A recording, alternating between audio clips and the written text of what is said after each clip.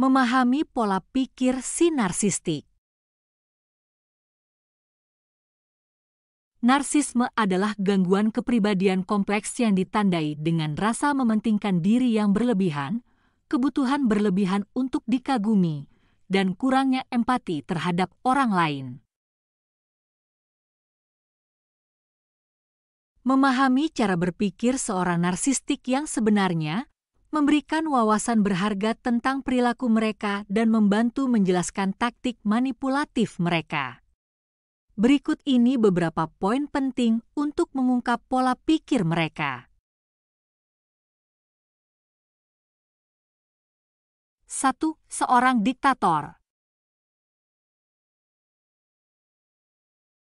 Sejak usia dini, para narsistik belajar bahwa bersikap keras kepala atau mudah marah dapat memberi mereka kendali atas orang lain. Dinamika kekuasaan ini menjadi metode manipulasi mereka karena memungkinkan mereka untuk mendominasi dan memanipulasi orang-orang di sekitar mereka.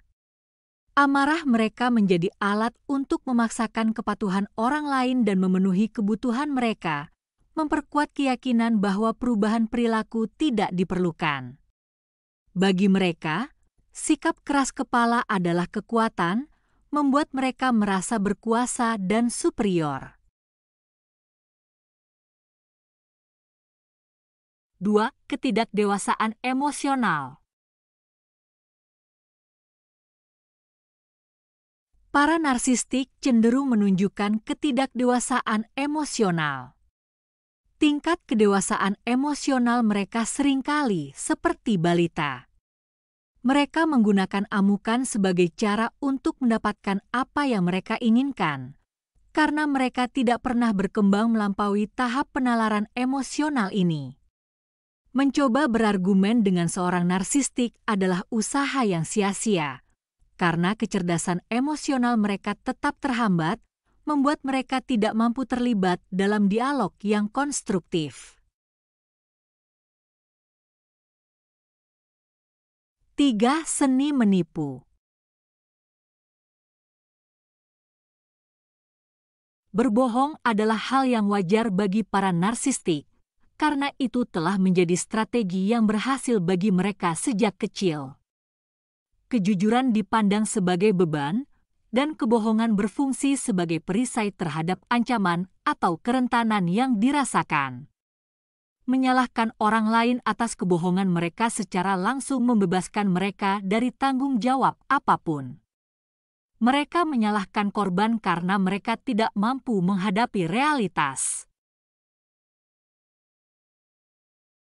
Mereka juga dapat menggunakan jaringan teman dan keluarga mereka untuk menyebarkan rumor dan menggambarkan gambaran negatif tentang orang-orang yang ingin mereka manipulasi, yang selanjutnya menumbuhkan lingkungan yang tidak percaya kepada korban.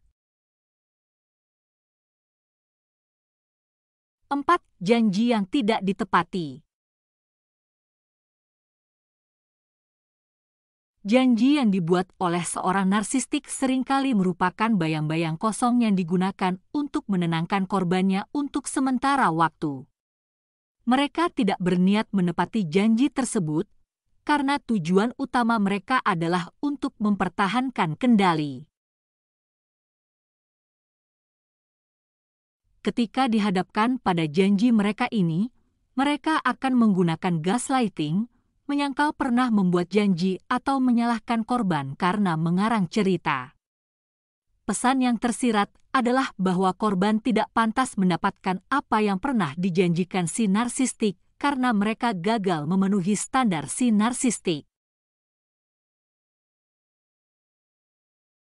5. Manipulator yang tidak pernah salah.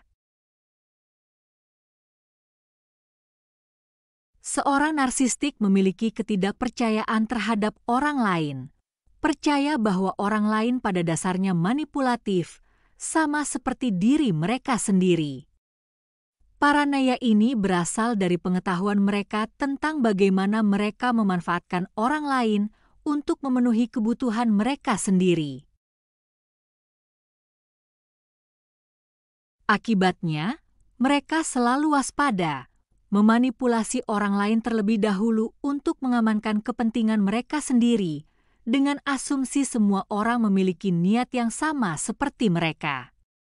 Dengan tetap selangkah lebih maju, si narsistik secara keliru percaya bahwa mereka dapat melindungi diri mereka sendiri agar tidak dimanfaatkan, dengan mengabaikan perhatian atau kepedulian tulus yang mungkin dimiliki orang lain terhadap mereka. 6. Dominasi dan ketidakpedulian. Empati dan minat tulus terhadap orang lain adalah konsep asing bagi si narsistik, karena mereka secara alami disibukkan dengan keinginan mereka sendiri. Mereka mencari perhatian, validasi atas kebohongan mereka, dan kenyamanan emosional yang diberikan oleh orang lain tanpa membalas sentimen tersebut.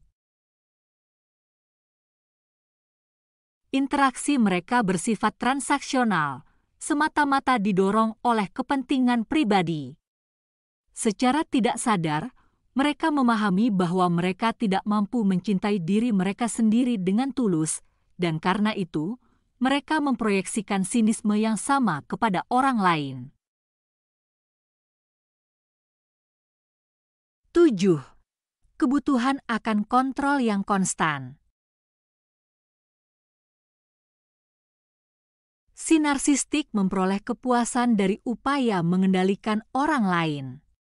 Mereka puas menyaksikan ketidakberdayaan dan kebingungan korbannya selama pertengkaran, karena mereka menikmati perasaan menang, dominasi, dan superior. Mereka sengaja menolak untuk mengakui pandangan yang berlawanan. Mereka akan menyangkal dan mengelak sampai korban benar-benar kebingungan, dan itu memperkuat rasa superioritas mereka. Dengan membuat korban mereka merasa lemah, si narsistik mengalami rasa berkuasa. 8. Kesempurnaan yang kompleks. Si narsistik memendam keyakinan yang tak tergoyahkan pada kesempurnaan mereka. Mereka menolak untuk mengakui kesalahan atau kekurangan mereka, dan menganggapnya itu semata-mata karena dampak dari orang lain.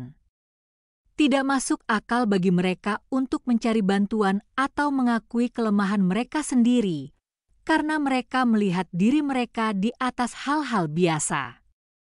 Mereka menganggap tugas-tugas duniawi bersifat rendahan dan mendelegasikannya kepada orang lain.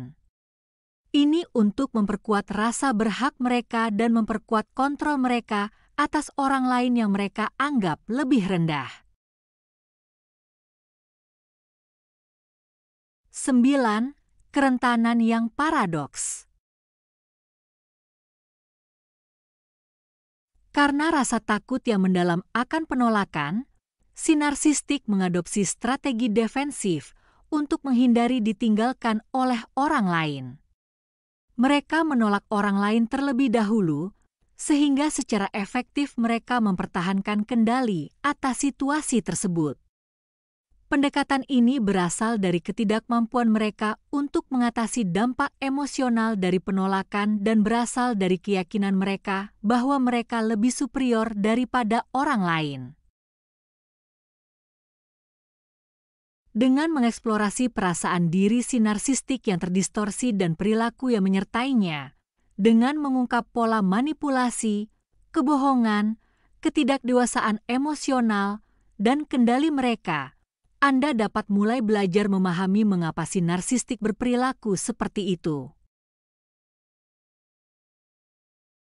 Meskipun mungkin sulit untuk bersimpati dengan perspektif mereka, mendapatkan wawasan tentang pola pikir si narsistik dapat membantu Anda melindungi diri dari perilaku berbahaya mereka dan menumbuhkan empati bagi para korban yang terkena dampak oleh perilaku si narsistik.